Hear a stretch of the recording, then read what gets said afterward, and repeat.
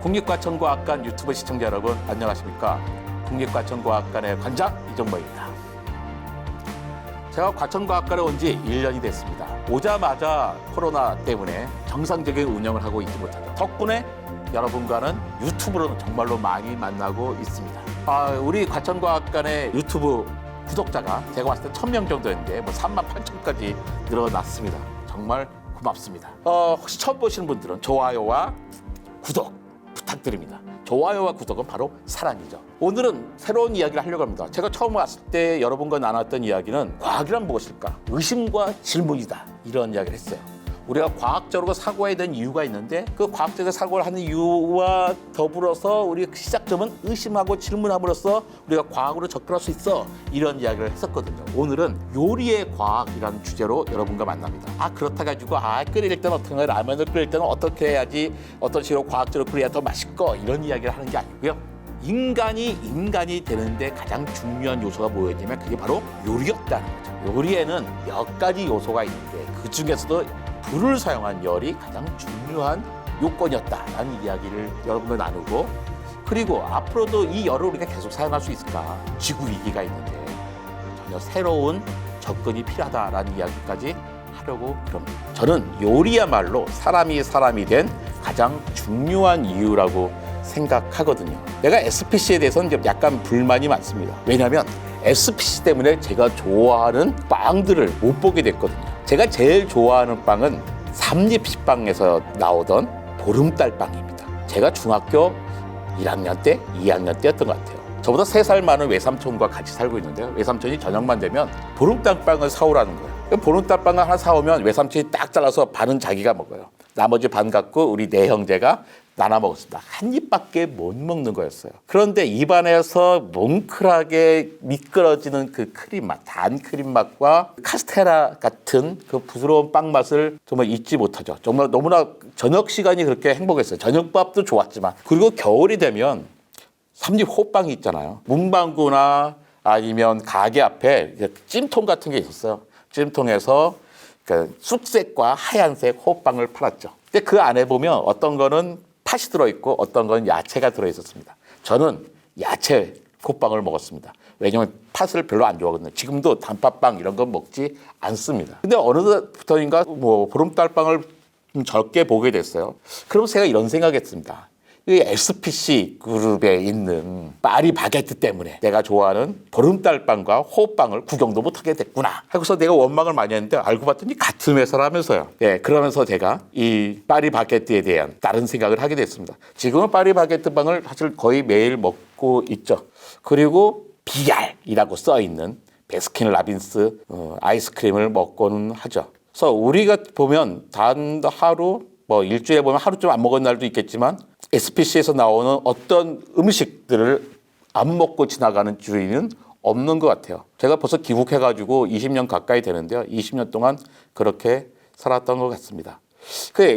요리에 뭔가 만드는 것에 그 전문가들에게 요리의 과학 이야기를 하려니 좀 쑥스럽기는 합니다. 근데 저는 이 요리가 그 인간이 되게 한 가장 중요한 일이라고 생각하거든요. 우리는 영장류잖아요. 영장류는 커다랗게 두 가지가 있습니다. 꼬리가 달린 원숭이와 꼬리가 없는 유인원인 거죠. 그러니까 무슨 원숭이 붙으면 다 꼬리가 있어요. 근데 침팬지, 고릴라, 보노보, 사람의 특징이 뭐냐면 꼬리가 없는 겁니다. 그러니까 전혀 다른 갈래인 거죠. 꽤 오래전에 갈랐었습니다. 근데 하나의 예외가 있어요. 긴파로 원숭이입니다. 긴파로 원숭이는 꼬리도 없는 주제의 이름이 원숭이에요. 그러니까 이름을 잘못 붙인 거죠. 긴팔 유인원이라고 했으면 간단했을 텐데 그 후세가 고민하지 않는데 선배들이 자기네가 이름 잘못 붙여놓고 계속 우리들에게도 긴팔 원숭이는 꼬리가 없지만 유인원이야. 근데 이름을 왜 원숭이라고 붙여놨어요? 헷갈리게 만들어 놨습니다. 저는 그 많은 영장류, 그 중에서도 유인원 가운데서 다른 영장류 다유 유인원과 구분할 수 있는, 사람을 구분할 수 있는 가장 절대적인 요소가 바로 요리라고 생각하는 거죠. 요리라는 것은 사전에, 표준 국어 대사전에 이렇게 나와 있더라고요. 여러 조리 과정을 거쳐 음식을 만듦 또는 그 음식, 주로 가열한 것을 이른다라고 되어 있어요. 그러니까 중요한 요소가 뭘까요? 음식인데 재료를 음식으로 만드는 겁니다. 어떻게 해서요? 여러 과정을 거치는데 그 과정 중에 가장 중요한 것은 가열이라고 하는 거죠. 다른 생명체들은 재료를 어떤 과정을 거치지 않고 그냥 먹습니다. 심지어 뭐 닦아 먹는 원숭이도 있잖아요. 고구마, 흙에 바닷물에 막 닦아 먹는 원숭이 있습니다. 뭐 끊어 먹기도 합니다. 하지만 가열이라는 과정을 거친 어떤 동물도 없죠. 요리는 간단합니다. 이렇게 화려하고 다양한 재료들을 바꿔서 음식을 만드는데 거기에는 어떤 과정이 있죠. 그걸 누가 하냐? 바로 요리사, 사람만이 하는 겁니다. 그렇다면 과연 사람만 요리를 할까요? 도구를 사용하는 동물이요 정말 많습니다. 해달은 겨드랑이에다가 돌멩이를 끼고 다녀요. 그러다가 자기가 먹고 싶은 거 뭐 조개 잡잖아요. 그 누워서 이거 돌멩이로 깨서 먹습니다. 자기 도구도 가지고 다녀요. 그 다음에 뭐 칼레도니아 까마귀 같은 건 8단계를 거쳐가면서 다양한 도구를 써서 어떤 퀴즈 풀듯이 자기 먹을 것들을 찾아서 먹기도 합니다. 그 침팬지는 흰개미 떼의 구멍에 나무를 꽂아 넣죠. 그러면 거기에 흰개미가 딸려면 먹어요. 도구를 사용하는 겁니다. 근데 바로 이 요리만은 그 어떤 동물들도 하고 있지 못하는 거죠. 그래서 호모 사피엔스, 슬기로운 사람입니다. 호모 에렉투스, 곧쏜 사람, 뭐 호모 하빌리스, 손 쓴 사람 이런 것처럼 호모 코쿠엔스라는 말이 있습니다. 바로 요리하는 인간이라는 뜻이죠. 요리는 예전에는 여성의 영역이었는데 이제는 남성들이 열심히 하고 음식을 좋아하고 잘하는 남자가 섹시하다고 느끼게 된 시대가 됐어요. 근데 사람이 되는 데는 중요한 사건이 있었는데 중요한 사건은 다 엄마 말을 듣지 않는 거였습니다. 아마 옛날에 그랬을 거예요. 인간들의 조상들이 다 나무 위에 살고 있었습니다. 다른 영장류들처럼, 다른 유인원들처럼. 근데 엄마가 그랬을 거예요. 내려가지 마. 그러면 어떻게 해? 애들은 평상시 생각하지 않다가 엄마가 하지 말라 그러니까 내려가는 거예요. 내려갔다 오르락 내리락 했겠죠. 안전하게 올라오기도 했습니다. 어느 날은 뭐 잡혀서 사자 같은 잡혀서 못 올라오기도 했고. 근데 어느 날 몇 명이 쭉 같이 내려갔는데 올라오지 못한 일이 생긴 거예요. 그러면서 우리는 나무에서 벗어나서 땅에서 살게 됐죠. 에이, 땅에서 내려오는 게 뭐가 대단하다고 그러는데요. 대단한 일이에요. 오랑우탄입니다. 오랑우탄 꼬리 없는 유인원이거든요. 우리랑 먼 관계가 아니에요. 근데 오랑우탄 아주 나무 위에 살고 있잖아요. 저 밑에 사람들 지나다니는 거 보이고 있고요. 아래는 먹을 게 많아요. 그래도 불구하고 이제 먹을 게 없는 나무 위에서 얼마나 조마조마하게 살겠어요. 애기 툭 떨어지면 어떻게 떨어지면 죽는데. 근데 거기서 살고 있는 겁니다. 그러니까 사람이 나무 밑에서 내려오는 것은 목숨을 건 모험이었던 거예요. 당연히 엄마 말을 안 들었던 거죠. 사람하고 침팬지하고 공동조상에서 갈라진 게 700만 년 전인데요. 700만 년 동안에 사람과 침팬지는 1.2%밖에 DNA 차이가 생기지 않았습니다. 98.8%가 똑같아요. 이게 무슨 뜻이냐면 왜 침팬지 그러면 제인구달 선생님이 생각나잖아요. 사람이나 침팬지나 DNA가 30억 개의 염기쌍으로 구성되어 있거든요. 30억 개의 1.2%라면 3,600만 개입니다.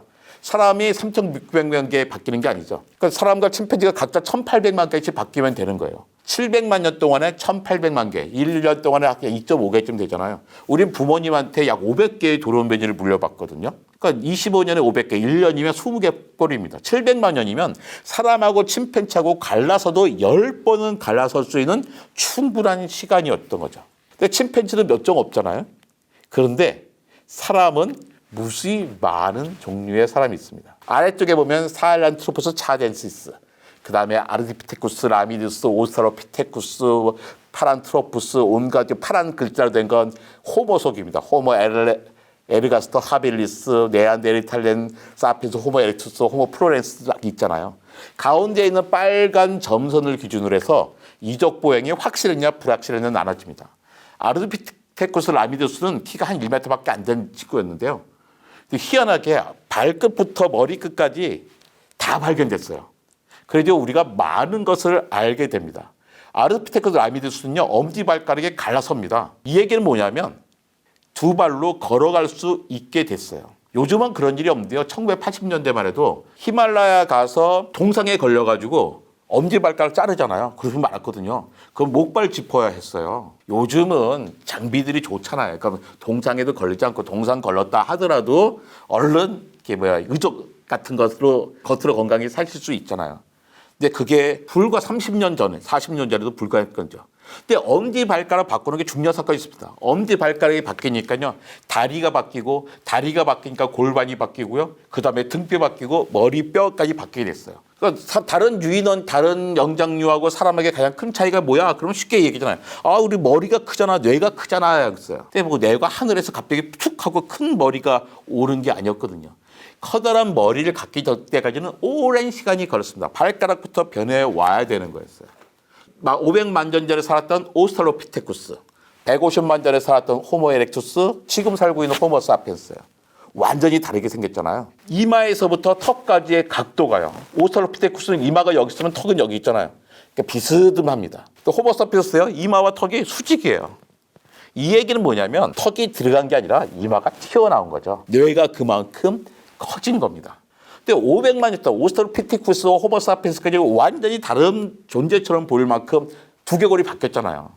그런데 침팬지는요. 500만 년 전 침팬지와 지금 침팬지가 똑같아요. 뇌 크기가 500만 년 전에 오스트랄로피테쿠스 크기였거든요. 지금도 그 크기입니다. 또 침팬지는 500만 년 전에 두개골이나 지금 두개골이나 큰 차이가 없어요. 같은 존재처럼 보입니다. 침팬지가 거의 변화가 없는 동안에 인류는 끊임없이 혁신을 거듭해 온 거죠. 가장 중요했던 마지막 사건이 있습니다. 뇌가 커지기 위한 사건이 뭐냐면요. 대후두공의 위치가 바뀌는 겁니다. 대후두공, 괜히 이름이 어려워 보여요. 큰 구멍이란 뜻입니다. 포라멘, 구멍, 마구는 크다는 뜻이거든요. 그러니까 큰 구멍 하면 되는데 대학원생들은 큰 구멍 세 글자도 귀찮다고 대공이라고 두 글자라고 하더라고요. 그러니까 두개골과 척추 속에 있는 신경이 연결이 돼야 되잖아요. 척추가 두개골에 딱 꽂히는 그 구멍이 바로 대후두공이죠. 개는 네 발로 다니잖아요. 척추가 등뼈가 나란히 되어 있습니다. 척추 끝에 목뼈가 살짝 붙어 있어요. 여기에 머리가 붙어 있는 거죠. 끝에. 근데 머리가 커지면 어떨까요? 머리가 커지면 휩니다. 잘못하면 부러져요. 근데 침팬지는 너클워킹 해가지고 주먹을 땅 치면서 가거든요. 조금 안쪽에 가 있어요. 오스트랄로피테쿠스는 더 안쪽에, 호모 에렉투스는 거의 한가운데, 호모 사피스는 아예 두개골에 한가운데 딱 구멍이 뚫렸습니다. 이 얘기는 뭐냐면 두개골이 커져도 목뼈를 척추가 똑바로 받쳐주고 있거든요. 그러니까 어떻게 두개골이 커져도 목뼈에 부담감이 없는 거죠. 이젠 드디어 우리는 커다란 뇌를 가질 수 있는 조건이 갖추게 된 겁니다. 그 시작이 엄마 말 듣지 않고 나무에서 내려온 거였어요. 그래서 얼마나 커졌냐면 정말 무지막지하게 커졌어요. 제일 위에 있는 그림이 침팬지의 골반입니다. 침팬지 태어날 때 뇌가 한 130cc 정도 돼요. 130mm. 여러분 소주 두 잔을 찰랑찰랑하게 채우잖아요. 그럼 그만큼 되는 거예요. 아, 소주 두 잔밖에 안 돼. 침팬지 뇌가 너무 작은 거 아니야? 이렇게 생각하실 수 있는데요. 아이들이 제일 좋아하는 공룡 중에 하나입니다. 스테고사우루스라고 하는 공룡인데요. 등 뾰족뾰족하게 생긴 공룡이 있잖아요. 이 공룡은 크기가 소형 버스만 해요. 이 소형 버스만한 공룡의 뇌 크기가 호두 한 알만 합니다. 뇌는 클 필요가 없는 거예요. 왜냐하면 뇌는 지나치게 많은 에너지를 사용하거든요. 사람 같은 경우는 사람이 70kg을 한다면 뇌는 1.4kg밖에 안 돼요. 몇 퍼센트 안 되잖아요. 그런데 이 뇌가 사용하는 에너지는 인간이 전체가 사용하는 에너지의 25%가 됩니다. 근데 스테고사우루스 입장에서는 등치도 커가지고 남들이 우리 공격도 못해. 근데 내가 가만히 서 있는 나무 훑어먹으면 되는데 뭐하러 뇌가 큰 뇌를 가져야겠어요. 작은 뇌를 갖고도 충분하죠.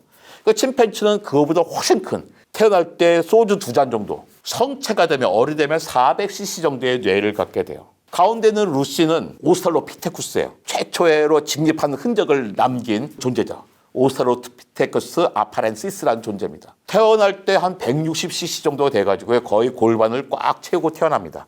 이때부터 엄마들은 그 출산의 고통을 알게 됐을 거예요. 호모 사피엔스는요, 태어날 때부터 거의 400cc, 어른 침팬지의 뇌를 갖고 태어납니다. 그러니까 엄마들이 애를 낳을 때 얼마나 큰 고통을 겪어야 됩니까?